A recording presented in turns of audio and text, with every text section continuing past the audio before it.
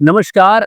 आज हम बात करेंगे कि हमें पार्टनरशिप करनी चाहिए या नहीं और करें तो किसके साथ करें। आइए जन्म कुंडली से पता करते हैं कौन से योग होते हैं, कौन से ग्रह होते हैं, कौन से भाव होते हैं जिनको हमेशा ध्यान रखना है।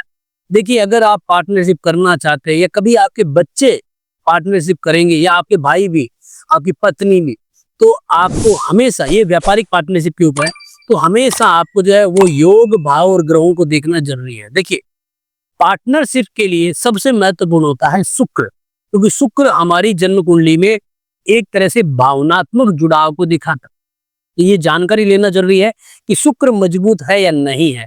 तो आपके सामने एक कुंडली है, उसमें अगर हम देख रहे हैं तो भाग्य स्थान का मालिक शुक्र 10वें घर में बैठा है। इसका मतलब ये पार्टनरशिप के लिए अच्छी योग बन सकते हैं। तो पहला योग और पहला ग्रह आपने देख लिया और भाव भी आपने देख लिया कि 10वां घर हमें अपने व्यापार को पार्टनर के द्वारा भी सपोर्ट करने को दिखाता है। दूसरा कि पार्टनर हमारा भाई हो जाता है, इसका मतलब है मंगल।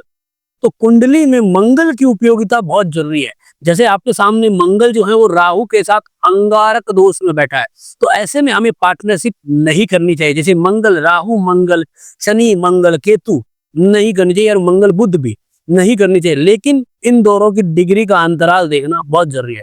जैसे आपके सामने मंगल 10 डिग्री उत्तर भाद्रपद नक्षत्र में है, ये शनि महाराज का नक्षत्र है, और यहीं पे राहु जो है वो 22 डिग्री रेवती नक्षत्र में है।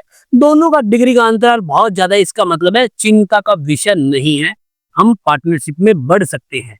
ठीक है, अगर किसी का साथ में है तो गलत, क्योंकि पार्टनर हमारा मित्र है, भाई है, तो इस हिसाब से हमारे लिए वो मंगल का रूप होता है। तो मंगल एक ग्रह आपको समझ में आ गया। सेकंड हाउस वो परिवार का भाव होता है।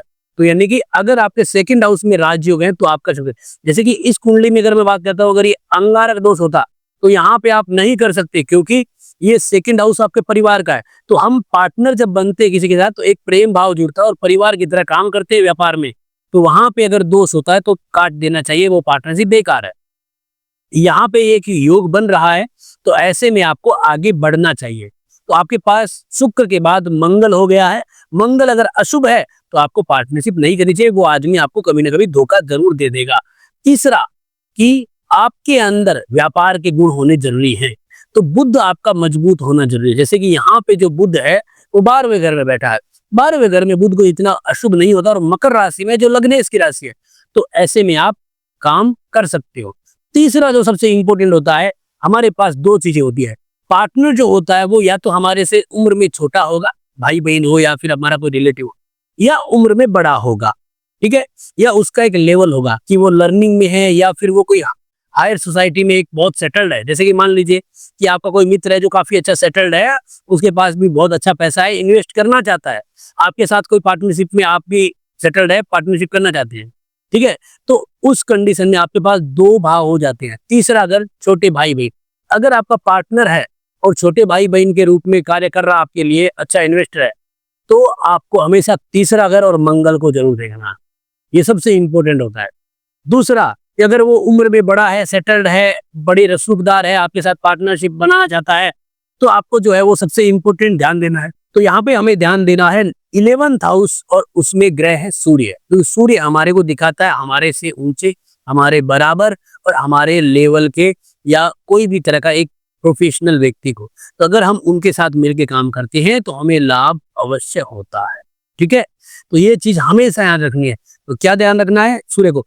अब इस कुंडली के अंदर अगर हम देखते हैं तो शुक्र अच्छा है, लग्नेश भी मजबूत है, दूसरा कि बुध भी अच्छा है, मंगल राहु का अंगारक दोष बन नहीं रहा है, सूर्य भी 11th हाउस में। अगर ये व्यक्ति अपने से बड़े उम्र के या फिर अपने से अच्छे लेवल के व्यक्ति के साथ पार्टनरशिप करता है तो लाभ कमाएगा, और ऐसे में इसको पार्टनरशिप सूट करेगी। ठीक है, कोई दिक्कत नहीं है। हाँ, अगर ये वो अपने से छोटे लेवल में जाता है तो भी कर सकता है, मंगल अगर अच्छा है। लेकिन अगर मंगल का अंगारक दोष होता तो हम कहते पार्टनरशिप बेकार है, और अपने से छोटे हो उनके साथ तो बहुत बुरा है, तो आप मत करिए। तो ऐसे आप पार्टनरशिप का योग निकाल सकते हो बहुत ही आसान तरीके से।